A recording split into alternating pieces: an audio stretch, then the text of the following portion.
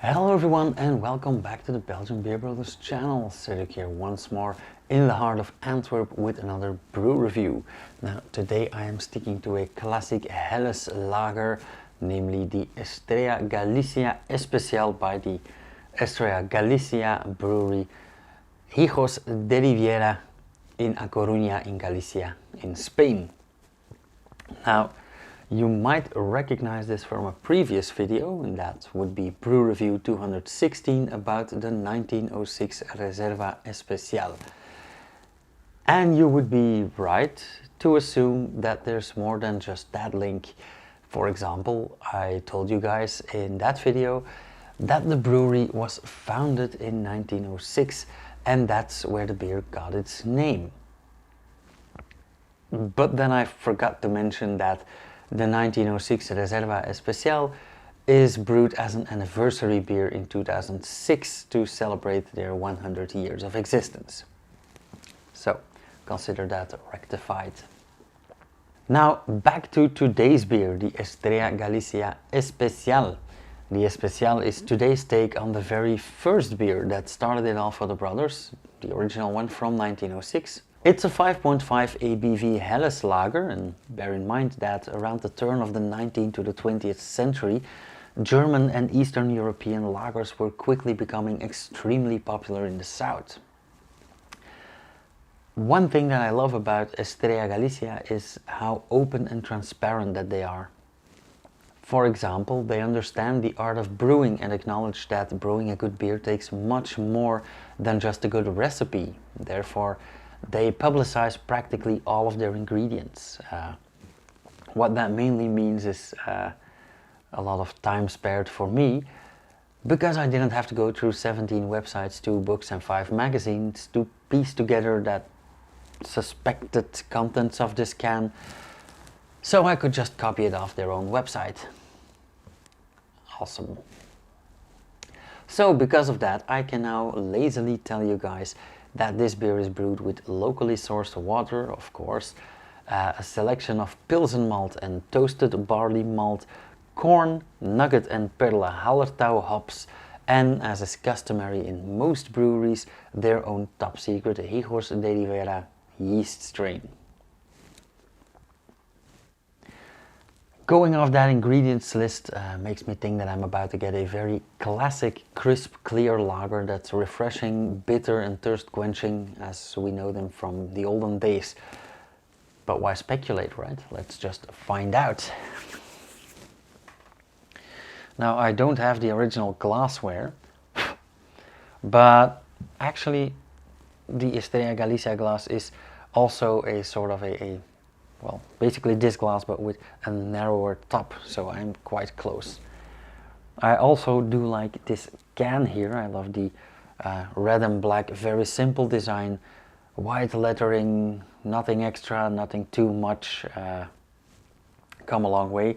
Although the top here does make me think of a Texaco station, but that's a whole other story.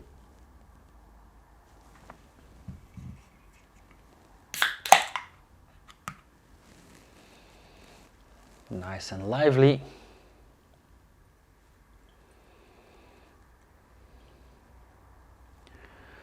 Well, I did expect a light, clear beer, but I must admit that this is even a bit paler than I expected, because in the ingredients list I read toasted malt, so I expected this to be a bit more, a bit darker, a bit heavier. But nonetheless, this is a nice classic golden blonde. Now, one thing that immediately springs into my eye is that the foam is off-white. It's not white. I do like that. Now, basically that says nothing, but it gives us the idea that there hasn't been tampered with the beer. So nice bubbling in there as well. Medium density foam, quite a lot of foam. A lot of larger bubbles, so this would seem to dissipate rather quickly.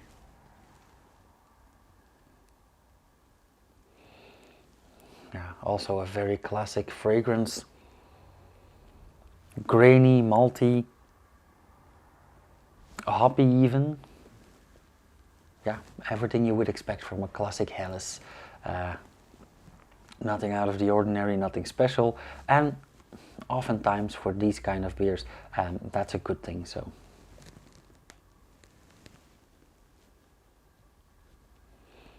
although you do get that slight fragrance of toasted malt, that slightly, I would say caramelly, but you know that it's not caramel.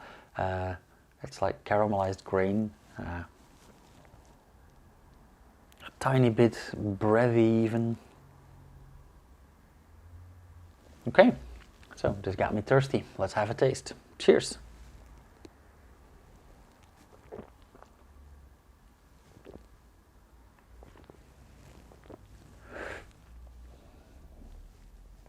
Yeah, this actually exactly tastes as advertised.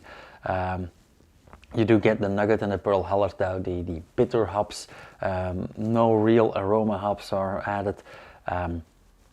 Now, typically Spanish is that they do add a bit of toasted malts to their lagers, to their helles, to their pilsners, just to get that tiny bready sweet edge on there. So it's a bit bittersweet, and that really works. This is very balanced.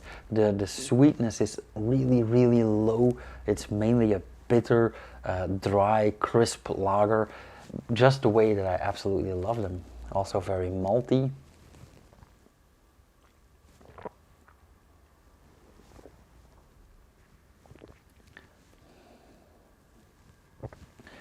Yeah, but mainly bitter. Also a very full mouthfeel, and because of that bitterness, that really works in the back of the throat, the back of the mouth, the roof of the mouth, the nasal cavity. The whole tasting system is serviced, so you get a very full mouthfeel, a very full body. Absolutely lovely. And even the aftertaste is very dry, very bitter, yet still a bit soft. So I would say this is one of the most balanced pilsners that I've ever had.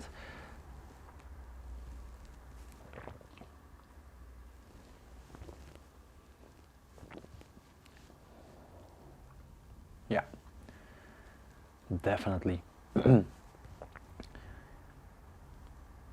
Okay, I would say let's not spend too much time on this and just go to the scoring.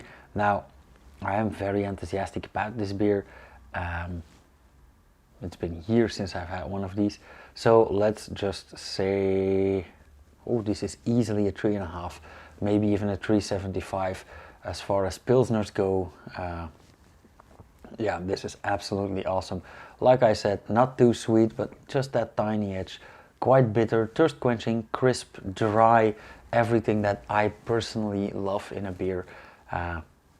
So if you guys are ever in the south, or you find this as an export, buy one, try it out, and you'll have a perfect image of what I like in a lager. That all being said, thank you guys so much for watching again. I love interacting with you guys, so just keep commenting and we'll get a conversation going. For those of you who are going to Billy's Craft Beer Fest, yeah, enjoy. Unfortunately, I can't be there, but have a lot of fun. If you want to see more of this, subscribe, hit the bell icon, and you'll get notified whenever I upload something, which should be every Monday, Wednesday, and Friday at 6 p.m. Except, of course, for December, when I am doing another advent calendar, and which one, I'm not really sure. So, until then, see you guys on Monday. Cheers.